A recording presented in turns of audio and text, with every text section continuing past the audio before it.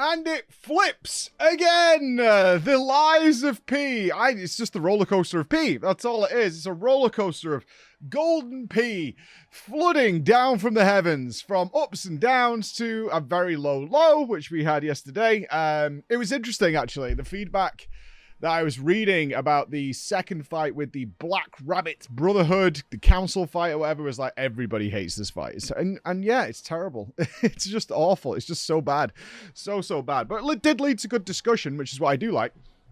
But then things changed again, because we're now, I mean, I'm very sure we're at the last probably 2 bosses. I'm fighting the lieutenants. I forget her name. It's like Laxasia,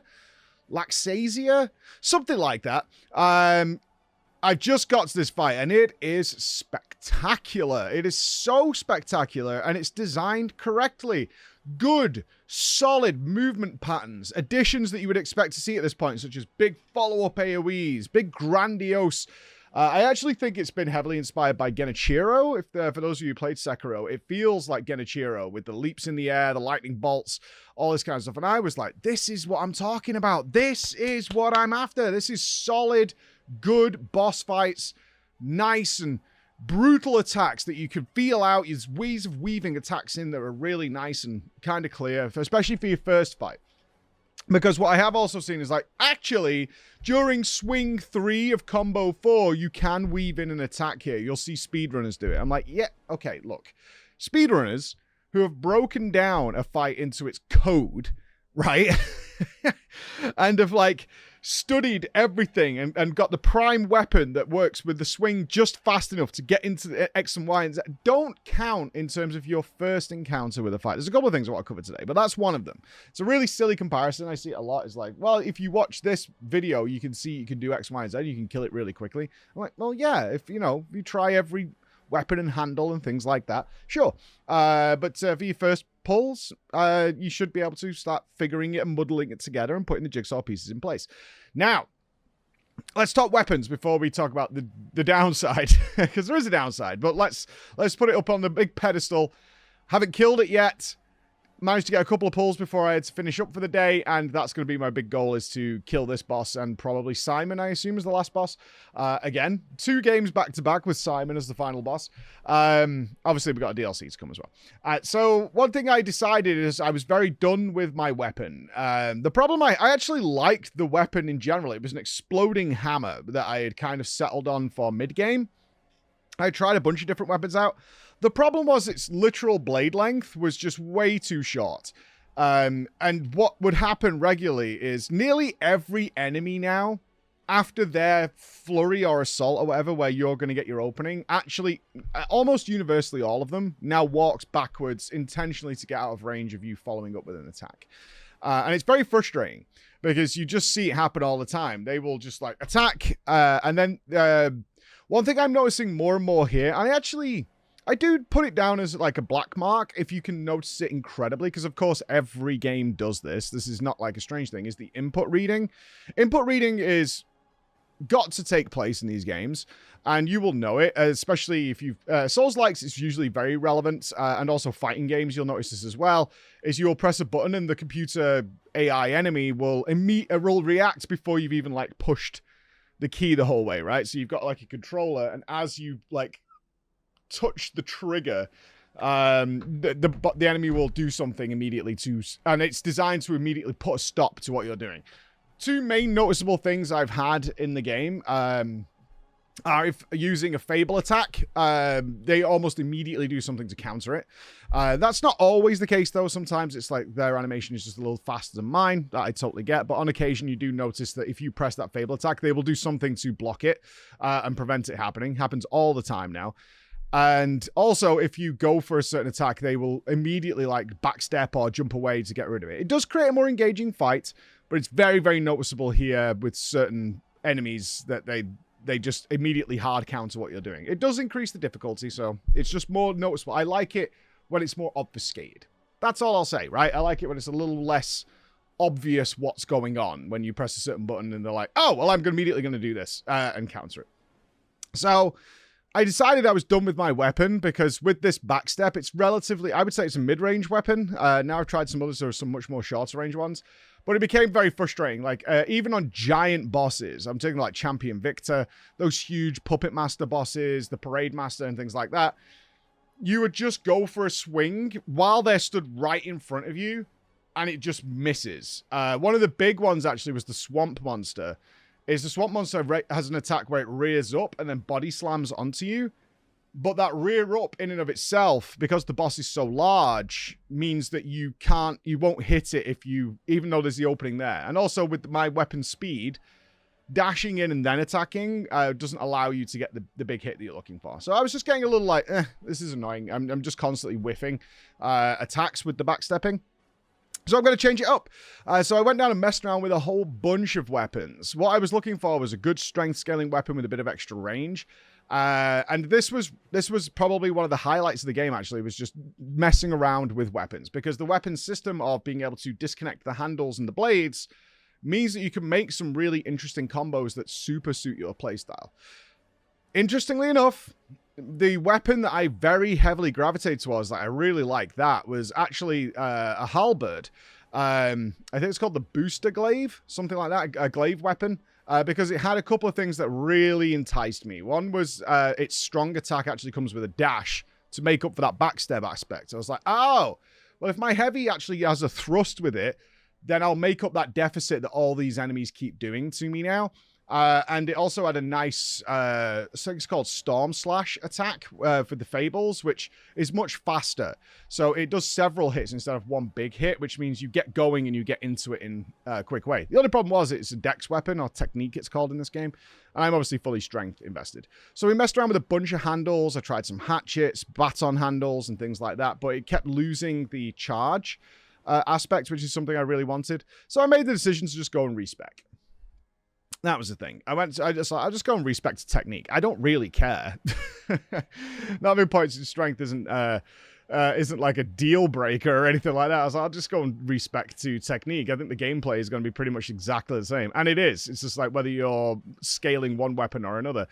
So I swapped over to dex. The only bummer here, a little minor bummer, is your starting class still has a dramatic effect. I think if you're going to let people just respec, let them change all their talent points. Like, why not? Well, what's the point? Because I started as a strength build, so like I have that level deficit forever with this character. I'd have to re-roll to get rid of it. And it's about 6 points, which late game, 6 points is pretty expensive, at least for where I am right now. Obviously, people can farm infinite souls or whatever to recoup it. It was just one of those things. I was like, okay. So I've dropped my HP and my stam a little bit to make up that deficit. But that's all good, man. That's all good. So now we're playing with the Booster Glaive. Still getting used to it a little bit, but it's obviously faster, which is what I wanted as well. We had some very slow swings. It's not super fast, but it's faster. Now we got the charge, and now we got this. So that was cool. Like, I definitely see... I think we had so many different suggestions of what people's eventual favorite weapon combo was. I like this handle and this glaive. I like this, this, and this. Really nice. So... a lot of fun. Great system. I think they came up with a good idea there. One, the handle choosing the scaling and the blade choosing the type of attacks. And very easy to mishmash and seemingly for free. Just messing around with them. They want you to have fun with it. So huge thumbs up to them for that system. The downside. Okay, I only really had one downside here of the day, which was just the level to reach the end. It's very similar to Bloodborne where you rise up the final castle. It's almost identical to that, except it's done in wood, but you are still rising up through a castle. And it just was following the very strict pattern again that's been established since, like, early mid-game to now, which is bunch of one-shottable enemies, and then a big enemy that can one-shot you, along with just endless baits. All the time. Just all the time. Monsters breaking through walls... guy stood on a corner, he's next to a trap. Guy positioned around a corner who has one predetermined attack to just push you off, which is normal, but it's like every 20 feet or something. There's barely an enemy placement in this game that isn't a bait of some kind. I'm at the point where I'm surprised if I find an enemy that isn't a setup for something else. You're constantly checking the walls. You're constantly just every single room. Again, a little bit less... I personally would prefer ease back the amount of them, so when it does happen, you want that false sense of security, and that leads to a, like, oh god, not like every corridor has the same thing, right? That was what I was looking for. Also, goddamn, shout out to these little babies that crawl on the floor. These things are the most annoying thing in the world. Oh, worst enemy in the game so far, besides the rake guys, is little babies with little tentacle babies lying around on the floor. But what that led to is I actually started skipping some enemies, which is really unlike me. I don't think I've done this in these kind of games ever. Really ever. But this journey to the top of this castle was very long. Very, very long, with a lot of enemies between it. We're in the end game, so I get what they're going for. But, yeah, it was like, okay, here's massive enemy number 2. But we've been going now for, like, minutes to reach here. And they do put some checkpoints in and shortcuts, but because we're going so vertical, a lot of it is ladders and elevators, which means the run back, it was so long, I was like, I just can't be bothered dying here or risking death to run back again. Because it's annoying. It's just so long.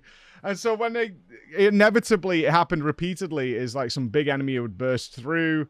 And it's like, here's this guy. And he's probably, unfortunately, the real reality is, he's likely to give me something pretty crap.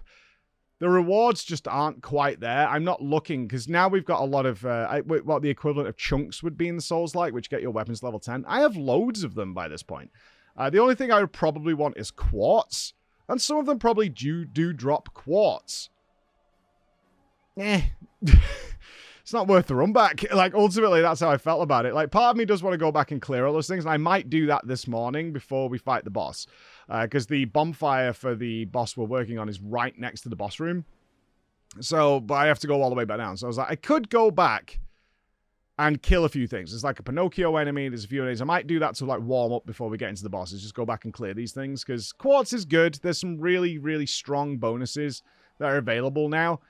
It could be worth picking those up, and I probably will. But at the time, now I've got essentially the safety bonfire, because this area was just very lengthy, filled with baits and just nasty enemy placements and all those kinds of things. It's the first time I was like, you know, I'm just kind of done. I did feel bad about it. But I was like, I'm just kind of done. I'm kind of done fighting these giant enemies and getting like a shot put out of it.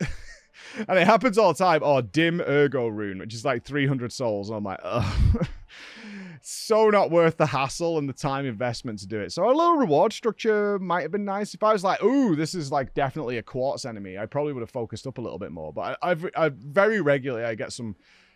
They give a lot of moonstone presents, I think it's called. So if you're not sure what these are items that you use to summon an extra helper, an NPC helper during the boss fights. Now, of course, because it's Souls-like, even though this is clearly something they want you to use in the game, you're a noob if you use it. It's got to be the one-on-one battle. I'm not against that. I do a regular... If you watched our Elden Ring playthrough, I didn't use summons, I didn't use any of these things, because there is an element in this sphere, the atmosphere of these games, where that kind of stuff is cheating, and it's not.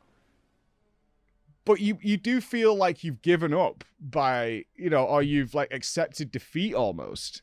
And you shouldn't feel that peer pressure, because Nupps, who plays a lot of these games, is like, just why wouldn't you use every tool they are offering you to beat the boss? Like, if it was, you know, a raid boss in WoW, you wouldn't not use flasks because it's like you're cheating. Like, that's nonsense, right? You wouldn't not use a food buff or whatever. Like, why wouldn't you use it? And he's right. He's absolutely right. Why wouldn't you use these things? They're there as part of the game, and they're actually the reward from doing other content outside of doing...